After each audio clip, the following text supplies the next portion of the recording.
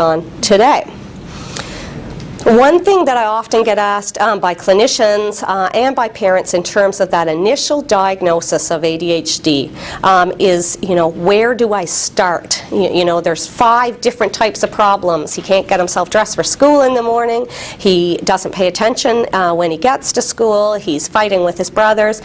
What do I, target first?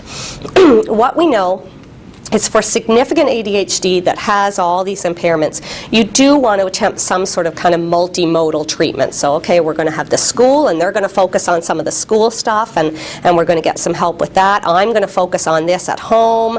This is what I'm going to do to work on those social skills. And so it is okay to be starting out in a couple of areas. Not everything at once, but a couple of most important areas. In terms of, which areas do I choose? You need to choose what are the areas of impairment for that child, because a child with ADHD, one child may look completely different than another. So I've certainly seen children with ADHD that have great friend-making skills, but in the classroom it's not so good. And other kids are able to pull, something off in the classroom with the right teacher, but with friend-making skills, things are terrible. So you need to figure out what symptoms are most severe, what areas are sort of being impacted or impaired with the ADHD. So you're sort of tailoring the treatment to the child. And so teachers can help with that by saying, the problem with this child is really on the school ground and the unstructured time, or the problems with this child, are really in the classroom, or what have you, to help in terms of knowing what are the areas of difficulty. In terms of an initial diagnosis of ADHD, the other important factor to remember is that it's really important to go slow, not to start too fast, and to recognize that to take the time and do some education around ADHD is hugely important and really leads to a lot more benefit than it does problems. So to take a month or two to read up on, well, what does this mean, and where did this come from, and what is ADHD, and why are they wanting to give my children medication? Really important to just slow down, do some reading on that, some good, recommended reading recommended by a pediatrician or your psychologist, somebody that is deemed to be an expert in that field, and to give yourself time to really know what this means.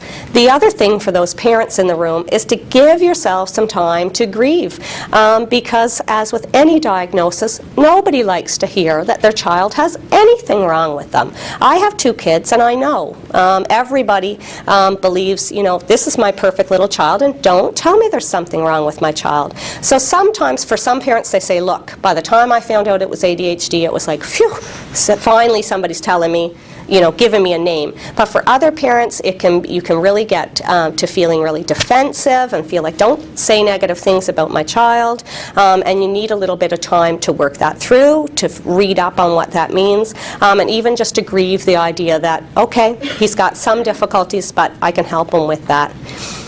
Parents and teachers really in the room need to counter those demeaning kind of self-perceptions that we can get into. So it's my fault that he's naughty in my classroom because I'm a bad teacher, or it's my fault as a mom because I drank coffee when I was pregnant. I mean, I've heard it all, right? We can always come up with a reason that something happened to lead to a difficulty in our child. And in the end, ADHD is a fairly common difficulty, and those negative self-perceptions really all they lead to is sort of guilt and hopelessness and feeling like you can't do that work to say, okay, I'm going to educate myself and I'm going to figure out what I need to do.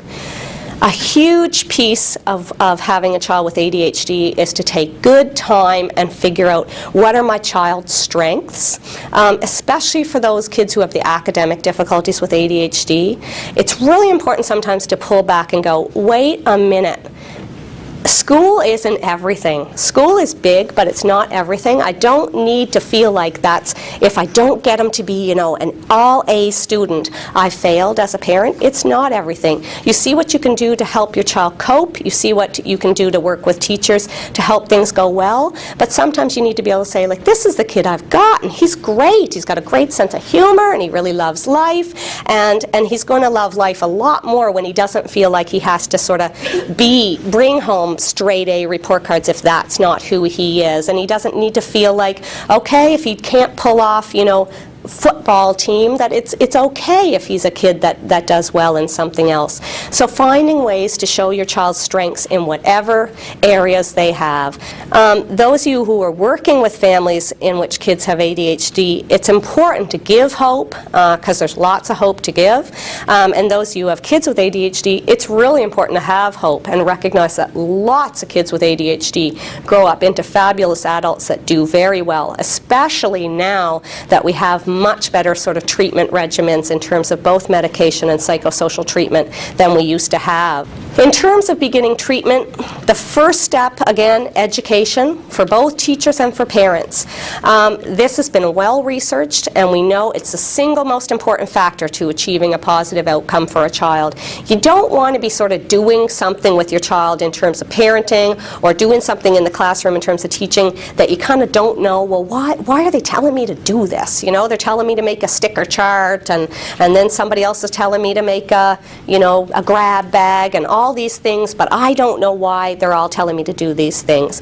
Really important to take that time, because it is the foundation that builds all those other strategies that you're going to use, and then it's going to make sense, and it's going to be easier when something doesn't work to say, oh, I can tweak that. One thing in terms of that we know about what ADHD is, because I don't think it's the best name in the world of a disorder. It kind of makes people just think, it's a kid that can't pay attention and he's, really hyper. Really, it's a lot bigger than that, and it's a problem of internal control. So it's a problem of me as a child with ADHD being able to stop myself when I should be stopping myself from a certain activity, so saying something I shouldn't say, calming myself down when I move from recess back into the classroom, and many people also believe it's also a bit of a trouble sort of starting too. So it's trouble stopping the car and putting on those brakes, but a lot of researchers are now believing it's a little bit of trouble getting things going as well. Any parents in the room would probably say, yeah, morning routine tends to be a big difficulty getting things going in the morning. It tends to be something we hear a lot from parents. Because we know it's a problem of internal control, when we look at, well, what does that mean about treatment? It means that the thing you need to kind of imprint on your brain is externalize, externalize, externalize. So if something's important for this child, I need to show that to them in some sort of external way. So important information, I'm going to externalize that. I'm going to teach older kids to make a to-do list that they can look at and go, oh yes, that's what I have to do next. If I have a child who is struggling in the morning with the morning routine, instead of parents having to nag them 40 times, we're going to make a little group of pictures of brush my teeth and wash my face and eat my breakfast, and they're going to kind of move that from the to-do basket over to the I already did it basket. That makes it nice and external for them. They can see it, it's in picture form, and makes it like, oh, okay, that's what I have to do next. Externalizing time whenever you can. So kids with ADHD do a horrible job in studies where they put them in a room without a clock and they have them guess how much time has gone by. They tend to think things take a lot longer than they do. That's why you hear all those complaints about homework. Oh, it takes forever. It really does feel like it does for them. So how do you externalize time for these kids? One of the things that's been effective with a lot of kids I work with is to really teach them good, like, digital watch skills. Don't worry about, the regular old-fashioned watch, just good digital watch skills. Helping them set an alarm. So if they go out at night in the summer, you don't want to say to them, you be home at 8 o'clock or you're getting a punishment, because they won't be home at 8 o'clock. Come 8:30, they're going to look at their watch and they're going to realize, I'm dead now, so I might as well, come home at 9 o'clock. I'm already in trouble. So how do you help them? You can set that alarm that goes off at 7:45, and that alarm means now it's time to start walking. I've had many parents set the alarm for 8. It's too late then. Once the alarm goes off, it's too late. You help them externalize that time. As they get older, they can continue with that good, alarm skills. Many a teenager with ADHD will do those things like set their clock kind of always 10 minutes different, so that kids who tend to run late, so that they sort of trick themselves into being on time.